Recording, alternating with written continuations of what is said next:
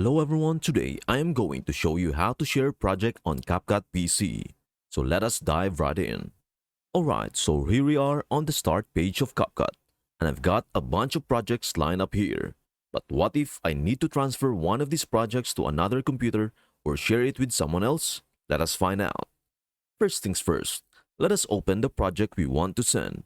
You can see we've got various elements like audio and video clips. Now the next step is to locate the project on our computer. To find the project location, simply click somewhere on the timeline, not on any clip parts. There it is. This is the save path of our project. Clicking on Modify confirms it is still there.